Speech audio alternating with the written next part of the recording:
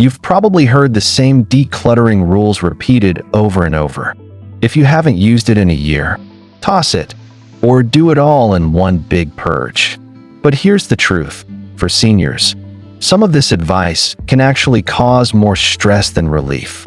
Rushing through sentimental items, or forcing yourself into exhausting all-day clean-outs, often leads to regret, overwhelm, and frustration. Decluttering after 60 isn't about following harsh rules. It's about creating a home that feels lighter, safer, and more supportive for the life you want now. In this video, I'll share 3 popular decluttering tips I do not recommend for seniors. And most importantly, I'll show you smarter alternatives you can start today. Because simplifying your space should never feel like losing. It should feel like gaining back peace of mind. Decluttering feels overwhelming when every item carries a story. What some call fast minimalism can feel, for many of us, like erasing memories instead of clearing space. And following the wrong advice, like rushing through everything in one sweep, can leave us with guilt, exhaustion, and even regret. That's why so many people start decluttering only to give up halfway, feeling worse than when they began. But here's the truth, it's not your fault. The problem isn't you, it's the harsh rules that don't fit real life after 60. If you've ever tried to follow those one-size-fits-all methods and felt defeated, you're not alone. The good news? There are gentler, smarter ways to simplify your home, without the stress and without the regret. In the next few minutes, I'll share 3 popular decluttering tips I do not recommend for seniors, and more importantly, what you can do instead. These alternatives are designed to make the process gentle, doable, and meaningful, without the guilt or overwhelm that often comes with harsh rules. Because after 60, decluttering isn't about racing through or stripping away your life story. It's about creating space that truly serves you now. By the end of this video, you'll have practical strategies that honor your memories, protect your energy, and leave you with more peace, more dignity, and a home that supports the simpler, lighter lifestyle you deserve. Let's start with one of the most common decluttering rules you've probably heard. If you haven't used it in a year, toss it. On the surface, this sounds simple and logical. After all, if something hasn't been touched in 12 months, it must not be important, right? Well, not necessarily. For seniors, this advice often does more harm than good, and here's why. Life after 60 is not the same as life at 30 or 40. Our seasons shift, our routines change, our health and mobility needs evolve. An item you haven't used in the past year might be something you rely on next month or next season. Think about winter coats, specialized cooking tools, or even medical supplies. Just because you didn't use it recently doesn't mean it has no value to your life. This one-year rule oversimplifies reality, and for many seniors, it creates unnecessary stress and mistakes. Another reason this rule doesn't work is the emotional weight that items carry. At this stage in life, so many of our belongings are connected to memories, milestones, and loved ones. A scarf from your late spouse, a set of dishes used at family gatherings, or a craft project you once enjoyed. These items hold more than function. They hold pieces of your story, and asking someone to judge an item's worth strictly by whether it was used in the past 12 months can feel harsh, almost like erasing part of that story. That's why people often feel stuck when trying to follow this advice. Instead of moving forward, they freeze, overwhelmed by the thought of making the wrong choice. So if the one-year rule doesn't work, what does? I recommend asking a much better question. Does this item make my daily life easier, safer, or bring me genuine joy? Notice how this question shifts the focus. Instead of judging your belongings on an arbitrary timeline, you're looking at their real role in your life today. A sweater you wear every winter absolutely deserves its space in your closet, even if you skipped wearing it this past year. A mobility aid you haven't needed lately might still be important to keep nearby, because it supports your independence. And that book you love to reread every few years? It's not clutter, it's comfort. Now, what about those items you're unsure about? Maybe you don't use them often, but you're not ready to let them go. This is where the idea of a trial separation comes in. Here's how it works. Instead of making a final decision in the moment, place the item in a labeled box. Seal it up, mark the date, and set a reminder for 3 to 6 months from now. During that time, live your life as usual. If you find yourself reaching for something in that box, bring it back into circulation. But if you don't miss it at all, you'll have the clarity and confidence to let it go without regret. This method has 2 big benefits. First, it removes the pressure of making a permanent decision right away. You don't have to choose between keeping or tossing. You're simply postponing the decision until you're sure. Second, it gives you emotional breathing room. Instead of feeling like you're throwing away part of your history, you're gently testing whether that item truly belongs in your present life. And more often than not, people discover that the box sits untouched, making it much easier to say goodbye later on. So here's the takeaway. Decluttering should never feel like punishment, and it should never be based on rigid rules that ignore the realities of aging, memory, and personal meaning. The 1-year rule might work for some, but for seniors, it often backfires. Instead, focus on asking better questions about how each item supports your daily comfort, safety, and joy. And when in doubt, give yourself permission to try a trial separation instead of forcing a rushed goodbye. Because the goal here isn't just to have less. It's to create a home that reflects who you are now, honors where you've been, and supports the life you're still building. Decluttering, when done with kindness, is not about erasing your story. It's about clearing enough space so that your story has room to continue. The second piece of decluttering advice you've probably heard is this: just do it all in one big purge. Some experts even suggest setting aside an entire weekend, pulling everything out of your closets and drawers, and making decisions all at once.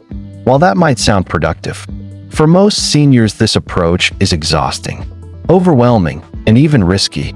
Let's talk about why I don't recommend it and what you can do instead. First, there's the physical side.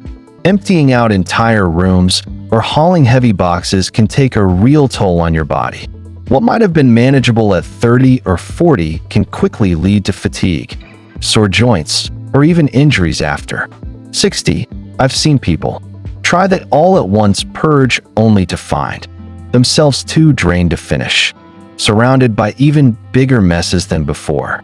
Instead of feeling lighter, they feel stuck, and sometimes even embarrassed to ask for help. Then there's the emotional side. When you dump out everything at once, you're forcing yourself to make dozens, even hundreds of decisions in a short amount of time. That's called decision fatigue. The longer you go, the harder it becomes to think clearly. You might start out with good judgment, but by the end, you're either keeping too much out of guilt or tossing things you later regret. For seniors, many of these decisions involve sentimental or practical items that carry deep meaning, which makes the process even heavier. And let's be honest, decluttering an entire home in one go isn't realistic.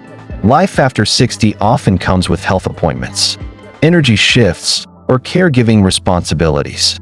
You may not have 8 hours to dedicate to decluttering, and you shouldn't feel pressured to. When the big purge doesn't work, people often blame themselves. Why can't I just get this done? But the truth is, the method itself is flawed. So what works better? Something I like to call micro-decluttering. Instead of tackling everything at once, you focus on small, bite-sized areas, one shelf, one drawer, or even just 15 minutes at a time. This method is not only kinder to your body, but it's also much more sustainable.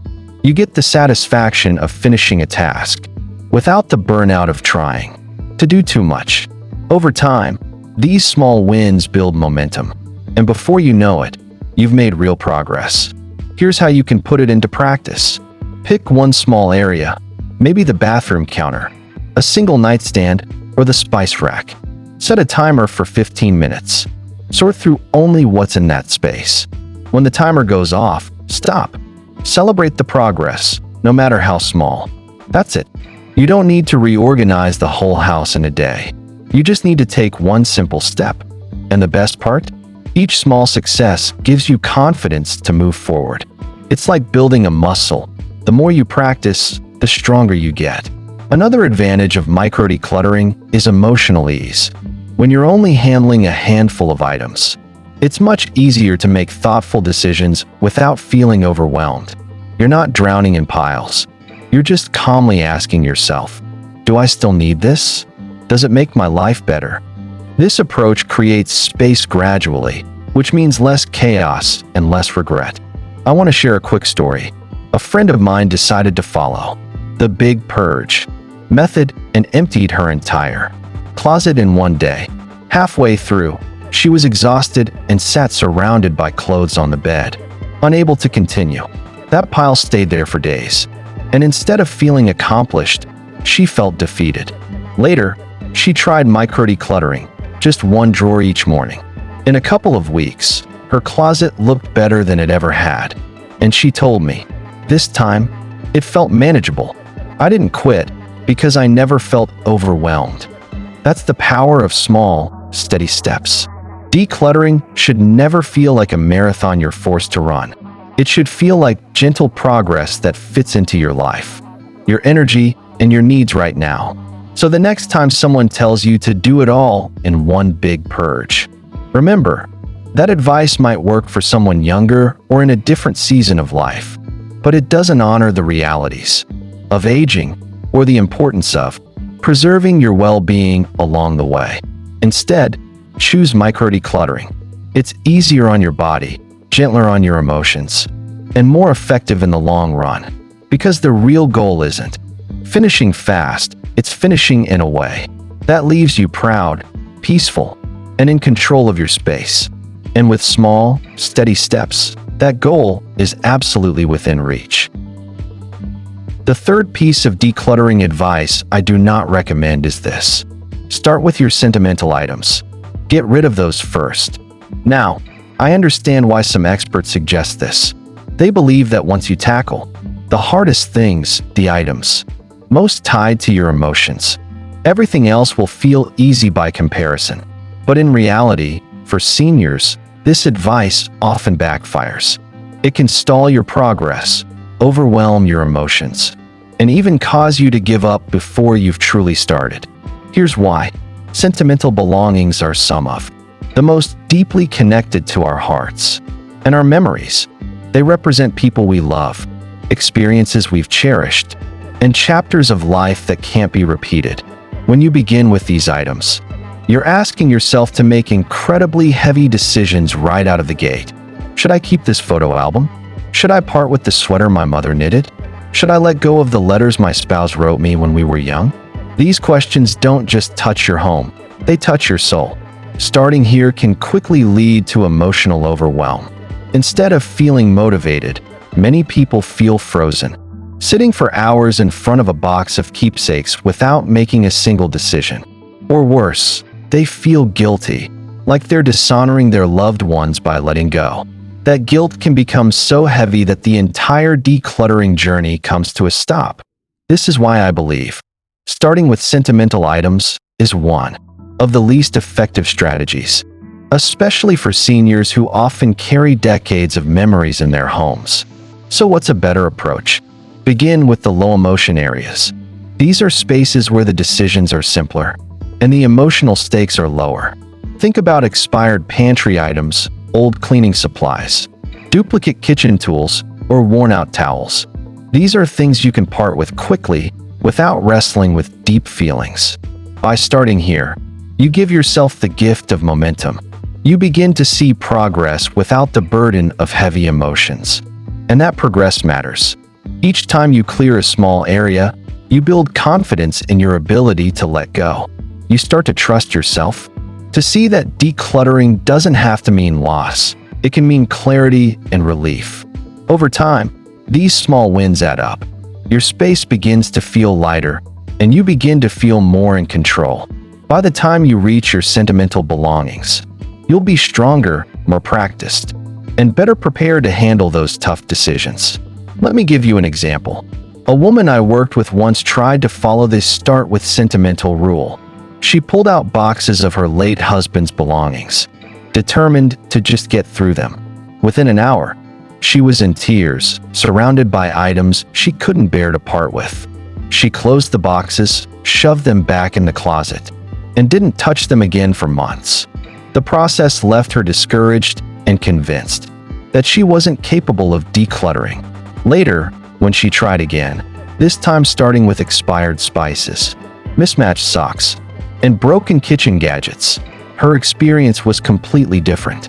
Those small, easy victories gave her the courage she needed. Eventually, she returned to her husband's belongings, and while the decisions were still emotional, she felt steadier, more patient, and able to honor his memory while still creating space for her own future. That's the difference in approach. When you delay the hardest decisions until later, you're not avoiding them. You're preparing yourself to face them with strength and grace. And when you finally do sit down with those sentimental items, you can handle them with the care and time they deserve, rather than rushing through them in a wave of overwhelm. So here's the takeaway. Don't let anyone pressure you into starting with your most meaningful possessions. That advice might sound bold and decisive, but for most seniors, it's not realistic or kind. Instead, start with the easy stuff. Build your confidence, clear your space in layers, and when the time comes to face those sentimental items, you'll be ready. You'll have the tools, the clarity, and the emotional strength to make choices you won't regret. Because decluttering isn't about erasing your past, it's about making room for the present and giving yourself the freedom to live fully in the years ahead. And you deserve to do that in a way that feels gentle, respectful, and true to your story. I'll be honest with you. I once tried to follow the all-at-once rule myself. I thought if I just powered through, I could clear out an entire room in a single day. But what actually happened? I ended up surrounded by piles, completely drained, and regretting the rush. Instead of feeling accomplished, I felt defeated. That experience taught me something important. Decluttering has to be different after 60. It can't be about speed or perfection. It has to be about creating calm, safe, and meaningful spaces at a pace that respects your energy and emotions. And once I shifted to smaller, steady steps, everything changed.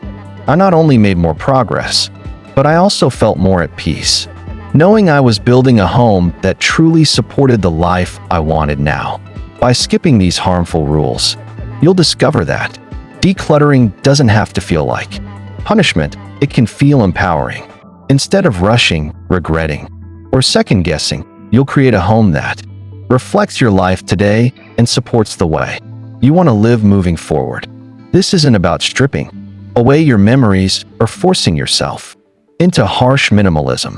It's about choosing what deserves space and gently letting go of what no longer serves you. The result? More dignity in your daily routines, more peace in your surroundings, and a simpler, calmer space that feels like home again. Decluttering after 60 should never be about loss. It should be about gaining back control, comfort, and clarity. And when you take it step by step, that lighter, more peaceful life isn't just possible, it's within reach. Now I'd love to hear from you. What's the worst piece of decluttering advice you've ever heard? Drop it in the comments below, because your answers might inspire a future video. And if today's message gave you a new perspective, do me a favor. Give this video a thumbs up and hit subscribe to Simplify After 60. That way, you'll never miss more gentle, practical, and powerful ways to reset your life and create a home that feels peaceful and supportive. Together, we're building a community where decluttering isn't about guilt or pressure, it's about dignity, freedom, and joy.